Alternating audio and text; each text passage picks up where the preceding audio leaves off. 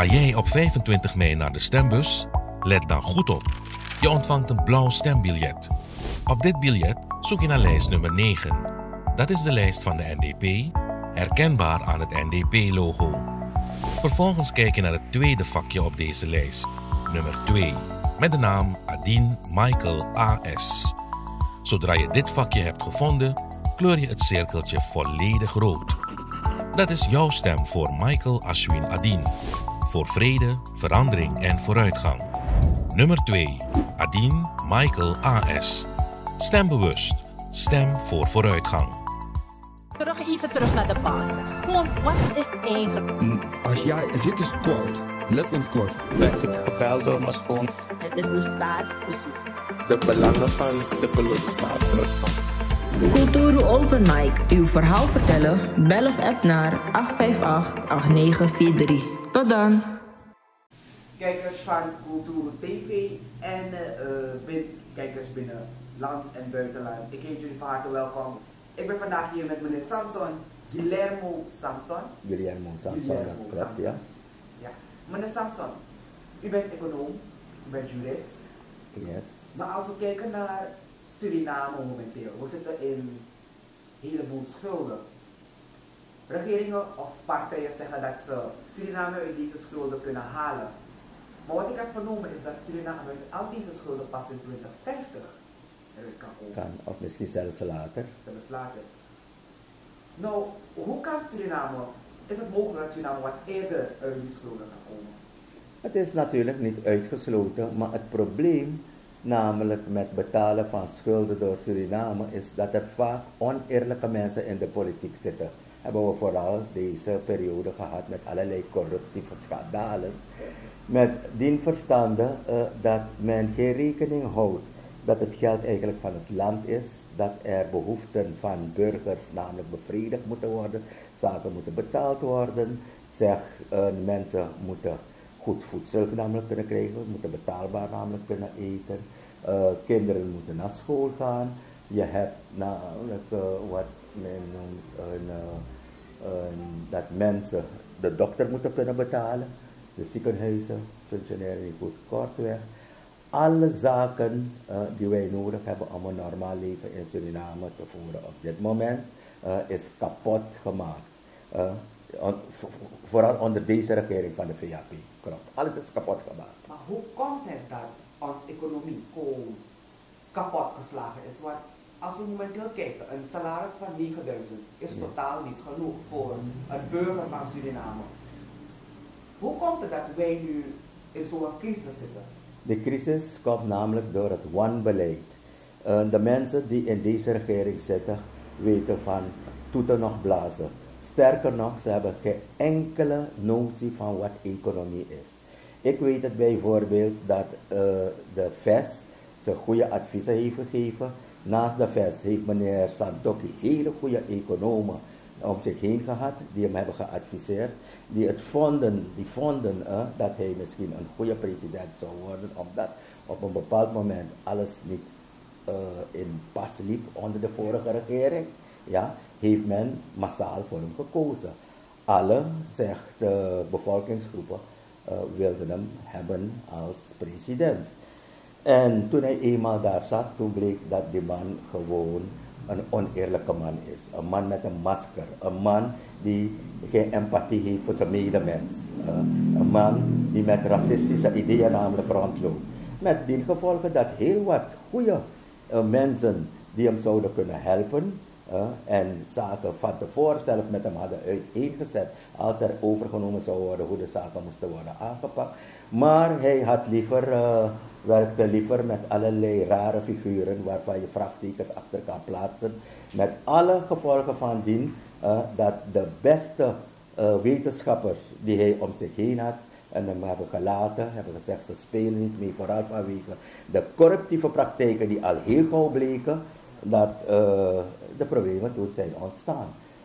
Ik zeg bijvoorbeeld nogmaals, VES heeft het heel goede adviezen gegeven, maar hij heeft het gewoon namelijk aan zijn laars gelapt.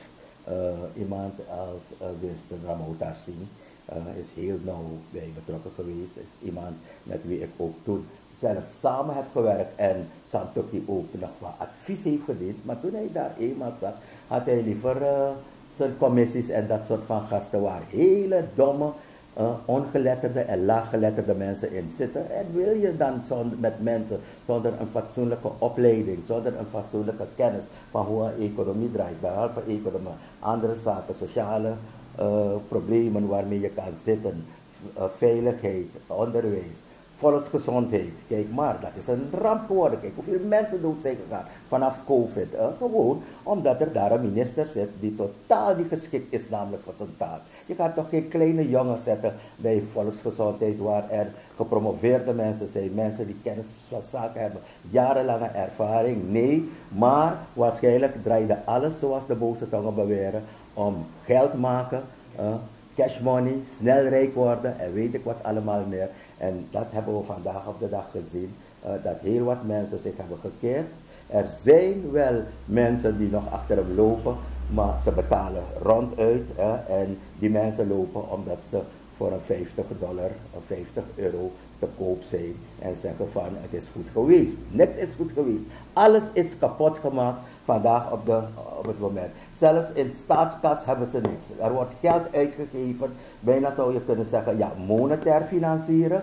Want er wordt geld uitgegeven uit een begroting die helemaal niet is behandeld, laat staan is goedgekeurd. In feite moeten deze mensen opsluiten waarmee ze bezig zijn, want ze brengen heel lang verder in problemen. Maar hoe kan je geld uitgeven onwettelijk? Die begroting is niet goedgekeurd, maar je geeft maar geld uit.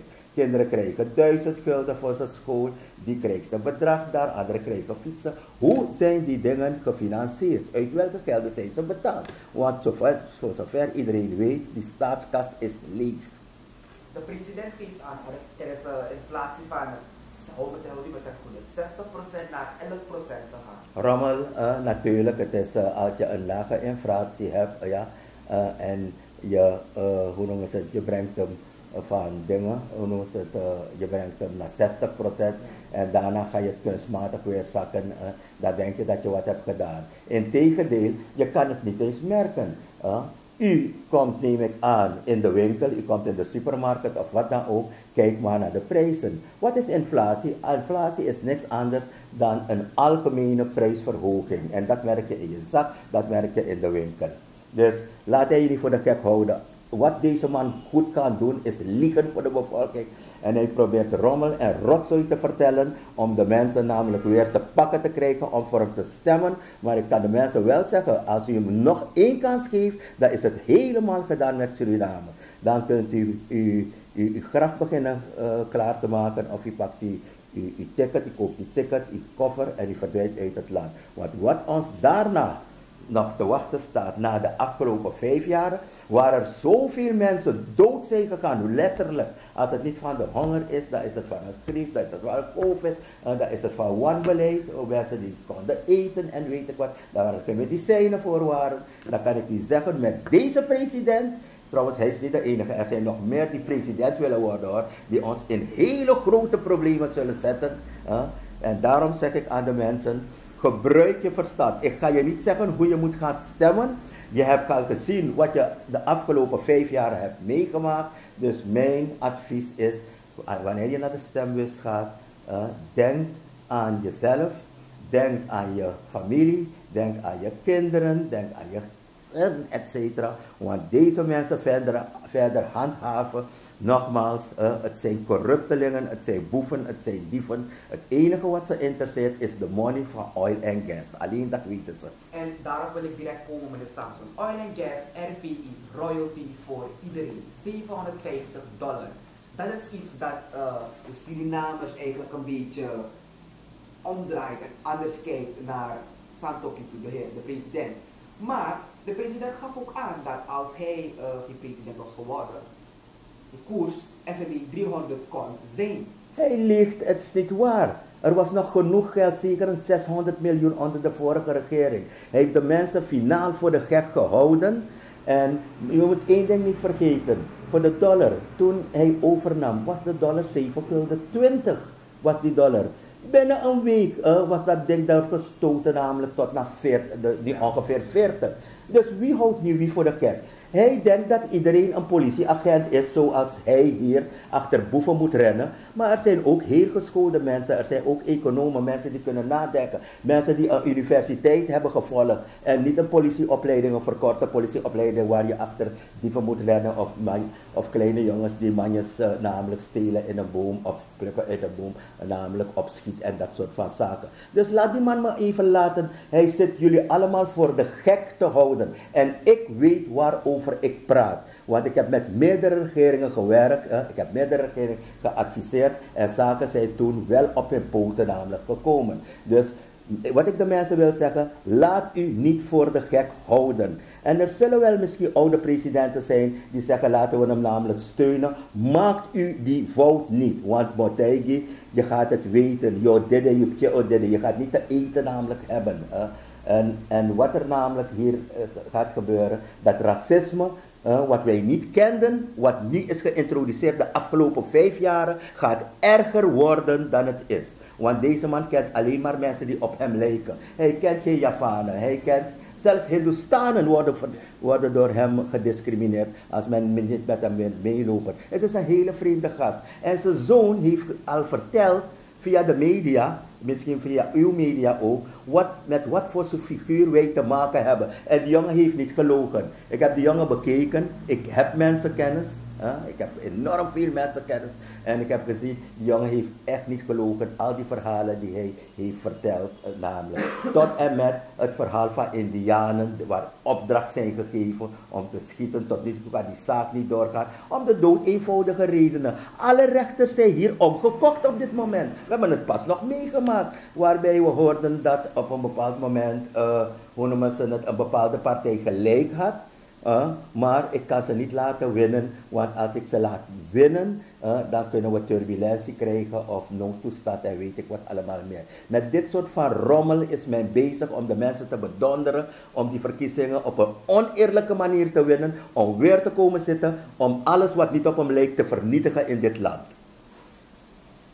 Meneer Samson, we kunnen kijken, oké, VHP heeft het mooi gedaan de afgelopen 5 jaar. Maar als we ook even terugblikken naar de NDP, we hebben nu mevrouw Simons, die lijsttrekker is. Maar ook een aantal mensen zijn ontevreden met mevrouw Simons. Natuurlijk is men ontevreden met mevrouw Simons, want mevrouw Simons heeft geen schone lei. Dan moet u even aan de mensen vragen, laten ze gaan onderzoeken wat Edicons is, met de man wat para-industries is geweest. En tevens moet men gaan vragen, er is pas een accountantsrapport verschenen over allerlei akkefietjes met geld dat plaats heeft gevonden bij het postkantoor waar mevrouw Simons en de man ook bij betrokken waren. Willen we deze mevrouw namelijk als president hebben in dit land, dat moet het ook doen. Het zal niet veel verschillen van Chan, dat begin ik niet te zeggen. Sorry meneer Sam, ze gaf ook aan dat ze naar IMF zou gaan met haar eigen regels. Zou iemand dat misschien kunnen vertellen? Want IMF is de grootste ellende wat je over je heen kan halen. Ja? Ik heb samengewerkt toen de tijd met meneer Venetiaan. En op een bepaald moment is er toen gekozen voor 0 optie. En iedereen weet, als je eenmaal eigenlijk komt in handen van het IMF, dan ben je een junkie geworden. Je komt er nooit meer van af. Het enige, je gaat je verdoemenis namelijk tegemoet. Kijk maar landen als Argentinië, wat er allemaal daar gebeurt. Ze zijn al jaren bezig met het IMF. En IMF die behartigt namelijk belangen van die witte man. Ze weten er is olie hier, dus ze moeten ervoor zorgen dat de geïndustrialiseerde wereld ook hiervan kan profiteren. En ik neem IMF zeer kwalijk, want Chan heeft allerlei corruptieve dingen samen met zijn regering gedaan. En wat deden de mensen van het IMF die hier waren? Ze keken de andere kant op. Maar ze bleven de geld namelijk vrijgeven. En die domme koeien in dit land, ze denken dat we geld hebben gehad van het IMF. Laat me eens zeggen, het is niet zo, het is een lening. We gaan het terug moeten betalen. Weliswaar tegen een zachte rente, maar hoe je het ook draait of keert, je gaat het terug moeten betalen. Naast alle schulden die we op dit moment hebben. Ik dacht dat er is overgenomen van de vorige regering een schuld van 4,1 miljard. Als je gaat tellen zitten we op 8,5 miljard al. Van alles wat van verschillende organisaties, banken, etc. geleend is door deze regering. Er is gewoon geld over de balk gegooid. Het geld is gewoon geroofd en gestolen. En ik wil de mensen, de nieuwe regering die komt, wil ik één ding meegeven. gaan jullie in het leven roepen wat men noemt een tribunaal. Want deze mensen moeten opgesloten worden. Je kan ze niet zo laten gaan. Als je het mij vraagt, laat het onderzoek gaan tot naar 1975. Want vanaf toen waren er al corrupties. En het doortrekken tot nu toe naar deze regering en laat ze namelijk opsluiten. Misschien kunnen ze die gevangenis die ze voor Bouters hadden gebouwd daar... bij het militair hospitaal. Misschien kan mensen allemaal daarin stoppen en in donderen en in een massa bij elkaar namelijk zetten. Laten ze zien wat het namelijk betekent om oneerlijk te zijn, om corruptief te zijn. Want hij had beloofd dat hij corruptie zou kunnen bestrijden. En die corruptie is erger geworden dan het tot nu toe is geweest. Ja? Mensen worden niet betaald. Doktoren worden niet betaald, verpleegsters worden niet betaald. Waar is al dat geld dat je hebt geleend? Ja, reizen, want een of andere grappenmaker moest komen bij OAS. Ze hebben de hele wereld gereisd. Als je ze zocht, volgens mij ze waren meer in het vliegtuig dan dat ze in Suriname waren. Volgens mij, zelfs als ze naar het toilet moesten ze in het vliegtuig stappen om een beetje te gaan vliegen, om te kijken hoe kom ik bij het OAS. Maar Trump heeft wachting.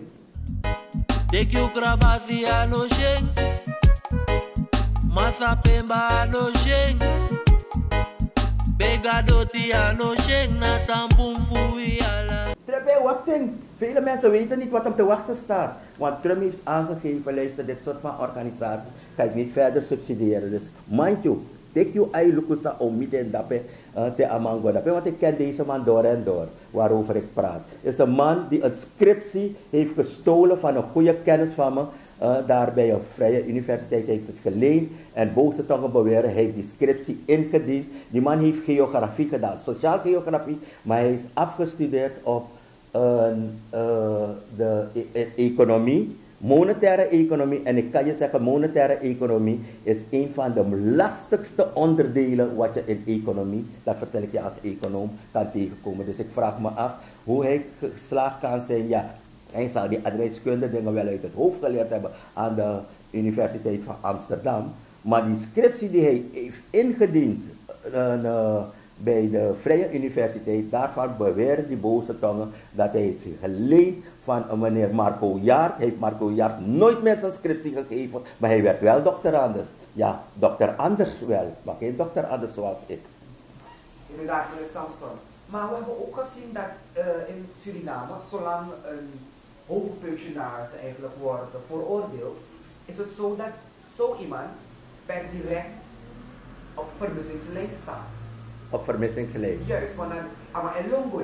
Ja, die man, dat hebben we bijvoorbeeld gehad met Hoefdraad. Juist. Hoefdraad heeft gewoon gestolen en deze mevrouw Jenny Simons heeft er ook aan meegewerkt dat hij zijn dingen kon doen en net even ontzet werd dat het onderzoek kon plaatsvinden door het Openbaar Ministerie, maar ze vond er heeft niks plaats gehad en binnen dezelfde dag waarop meneer Hoefdraad namelijk heeft overgedragen aan meneer Agai Bersing, diezelfde avond is hij via Guyana verdwenen. Met heel veel geld. Want hij heeft namelijk de regering van Bouterse tussen 2010, dacht ik, en 2013 kapot gemaakt. Want ik kan u zeggen, de eerste 3 jaren ging het verschrikkelijk goed. Ja, het ging verschrikkelijk goed. De eerste 3 jaar was geen enkel probleem. Maar Bouterse heeft zich laten pakken door die Hoefdraad en nog een paar boeven en schurken. En van die gasten die mevrouw Jenny Simons allemaal weer heeft gehaald in de partij. Velen weten het niet, maar laat me u één ding vertellen. Ja? Weet u dat ik namelijk een van de adviseurs was, zonder dat men het wist, want meestal ik wilde niks te maken hebben met die NDP, maar ik ben Surinamer. En als Surinamer wilde ik mijn bijdrage leveren van als het slecht zal gaan, gaat het mij ook slecht gaan. En Bouterse heeft me vaak om adviezen gevraagd en ik heb hem adviezen gegeven. En ik kan u zeggen, de eerste 3 jaar is het verschrikkelijk goed gegaan. Toen hij me vroeg, op een bepaald moment, hij liet me de stukken zien, namelijk van Telting en van de vorige regering. Hé Samson, wat houdt dit aan? Wat houdt dit in? Weet je wat ik hem heb gezegd? Ik heb hem toen gezegd, president, als je de lijn volgt van Venetiaan en Telting, met zo'n enorme reserve van 880 miljoen, dat Die reserve is geworden 1,2 miljard onder de hoofdraad, want de prijzen van de commodities die lagen goed. Verlies je een verkiezing nooit meer. En toch heeft hij zich laten pakken door een hoofdraad die heeft geroofd en gestolen en geleend. Samen met nog een of andere figuur die nu bij de VHP zit. Met alle consequenties waarbij ze zich zelfs niet alleen in de problemen hebben gebracht. Maar ze hebben het hele volk in Suriname in de grootste problemen gebracht. Dus daarom wil ik de mensen, het is nog 5 dagen, vragen. Stemt u niet meer op deze mensen. Absoluut niet. Maar ga ook niet gaan stemmen op partijen. Er zijn van die kleine partijen. Die hebben namelijk een lijn met de VHP. Zo kan ik zeggen, Leefbaar Suriname. Er zitten boeven en dieven daarin. De nummer 2 op die lijst is iemand die eigenlijk een partij die ik had opgezet. Gewoon heeft gestolen en ermee vandoor is gegaan. Die man heeft nooit gewerkt. Ja? Die meneer, hoe noemen ze het? Ja, die van de Leuf is een schurkman. Hij heeft de boel hier bedonderd, gestolen en weet ik wat en er zit er nog meer. Maar die man die voorzitter is, maar hij komt namelijk niet op die lijst voor. Ik kan niet op zijn naam vallen. Maar die man is een notoire gokker. Ga je die man namelijk gaan bijbetrekken? Vishnudat. Ga je Vishnudat bij gaan betrekken? De hele dag zit die man in het casino. Is net als die ene die is overleden, die bleef namelijk, ik proefde Paulus de Boskabouter noemde ik, Jozef zoon. Die zat ook de hele dag in het casino. Met dat soort van mensen, als je met dat soort van mensen gaat werken, dan weet je namelijk wat jou te wachten staat. En zo zijn er wel meer van die kleinere partijen. Waarvan, kijk bijvoorbeeld bij ABOP. Daar zit een mevrouw die gewoon gestolen heeft bij de verjaardag toen ze 30 werd. Ik kan me niet voorstellen dat ze er bij ABOP weer hebben genomen. Ze heeft ook gerommeld bij sociale zaken toen ze onder het kabinet van Bouterse, minister van Sociale Zaken was. En zo kan ik meerdere namen noemen. Er is een meneer hier in Suriname, Newal Singh. Op dit moment noemt hij al die namen van die boeven die op die lijsten voorkomen.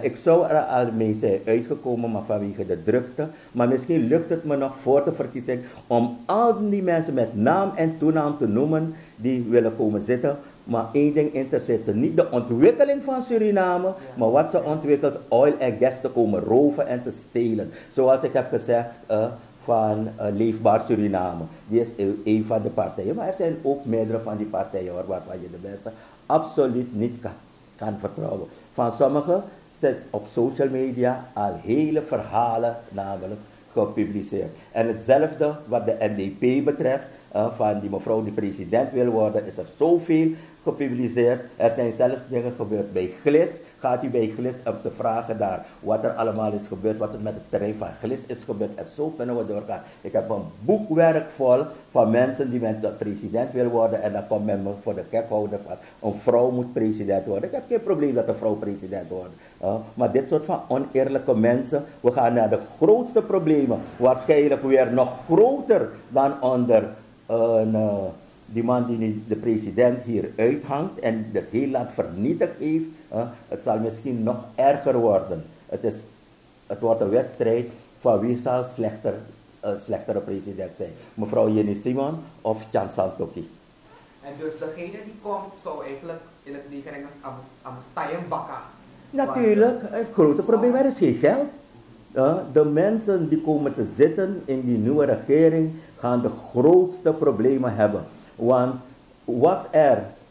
er was nog geld, zeker $600 miljoen. En hier en daar. Er is veel gestolen, moet ik zeggen hoor, door die mensen die Bouterse zo vertrouwden. Trouwens, Bouterse heeft een paar zelfs weggejaagd als minister, weet je wel, want hij kwam vrij later achter wat er namelijk was. Ja. Maar hoe noemen ze het, ik kan nu wel één ding zeggen. Er is enorm namelijk veel gestolen, maar er was nog geld. En deze zijn gekomen en ze hebben gelogen van het volk, ze hebben het volk bedonderd, ze discrimineren het volk, want wat niet op hun lijkt wordt gewoon gediscrimineerd. Ook Hindoestanen, eerlijke Hindoestanen, ja. Ik heb het niet over coolies, want coolies zijn boeven en schurken, maar ik heb het over Hindoestanen, geschoolde mensen, mensen die het menen met dit land, ja, hebben ze ook bedonderd. En heel wat van die mensen gaan ook niet meer op ze stemmen, hoor. Kan ik u één ding namelijk vertellen. En wat ik hier nog kan zeggen, kijk, ja, Samson heeft problemen met NDP. Ik heb dan problemen aan een politieke partij. Maar als jij voor heb ik wel problemen mee.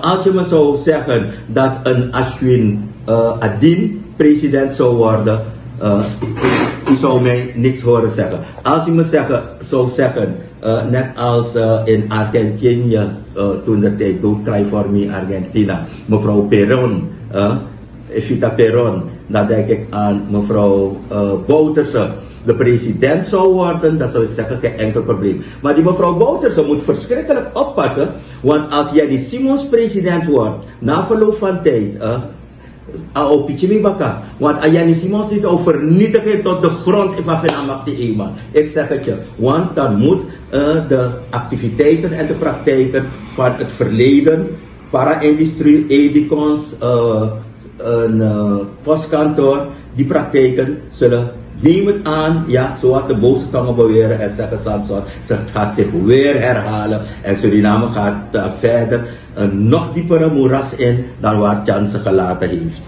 Dus eigenlijk als we het zo bekijken, meneer Samson, dan heeft elke partij een rotte appel. Ja, ja, ja. En zo ja, ook de partij die ik adviseer heeft een rotte appels erin. Ja. Ik heb de namen nog niet genoemd, ik heb de gelegenheid, ja. Maar alle partijen lopen vrijwel met rotte appels rond, ja. En als we zo kijken, meneer Samson, we kunnen dus niet lezen op iemands hoofd dat die persoon slecht is, of een dief is of een boef is. Het is moeilijk. Het is moeilijk. Maar dan, als het ware, is er dan plek voor eerlijke mensen? Heel weinig, maar er zijn wel eerlijke mensen. Ik bijvoorbeeld, ik heb nog nooit iemand opgelicht, iemand bestolen of wat dan ook. Dat is iets wat ik van mijn grootmoeder die mij heeft opgebracht, heeft meegekregen. En weet je waarom? Die vrouw, ik ben een atheïst. Dat zijn mensen die niet geloven in kolibijn. Ja. Maar ze heeft mij wel één ding bijgebracht. Maar die vrouw komt echt uit het binnenland, in die vrouw, wil je weten. En ze is opgebracht door de zusters. En weet je wat ze mij heeft bijgebracht? Van, licht nooit iemand op.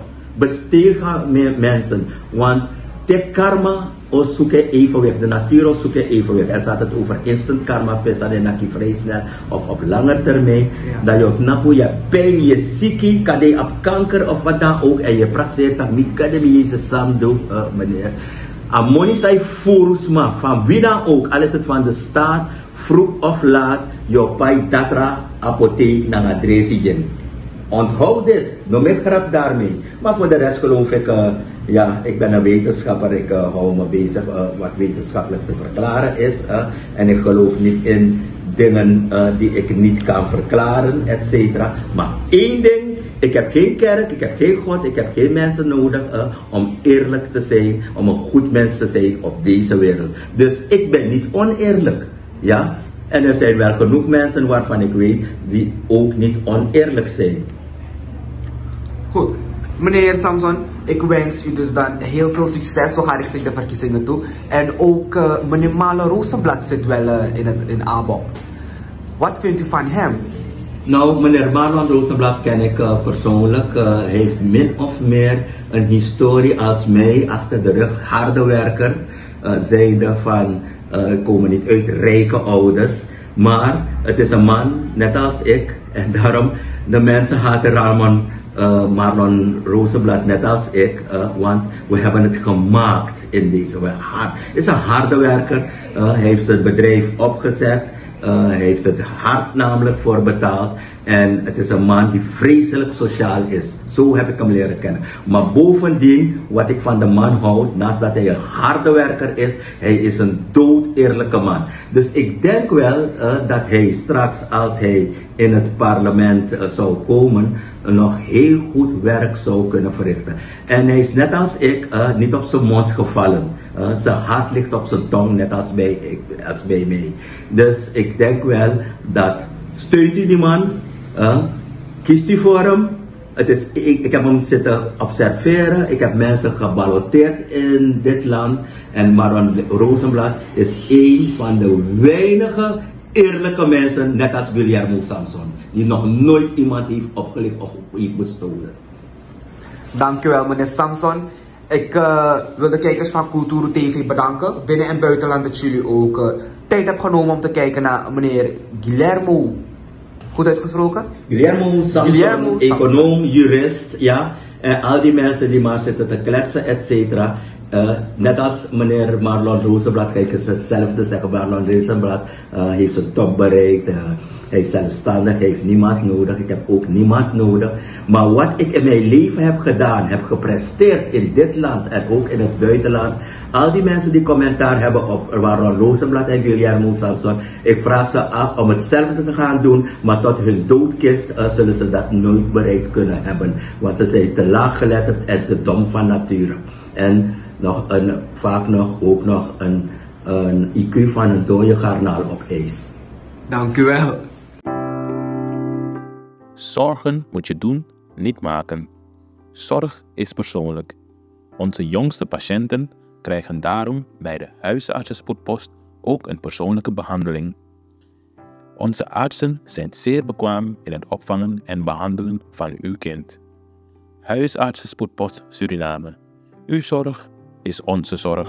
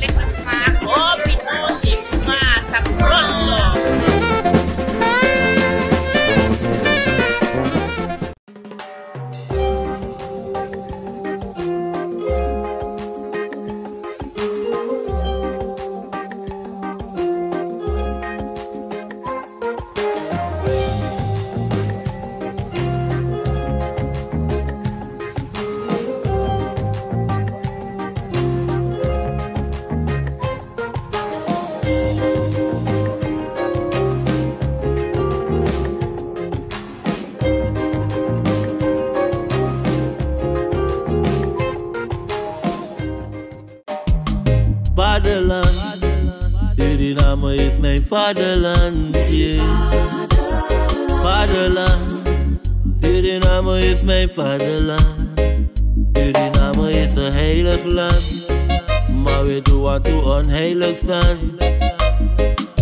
Zo pijnig man, maar die man niet veilig staan. Ben jij een gedupeerde van de toeslagenaffaire? Ouder, kind of ex-partner? Ga dan naar stichtingherstel.nl. Herstel met dubbel L. Met Stichting Herstel kom je er wel.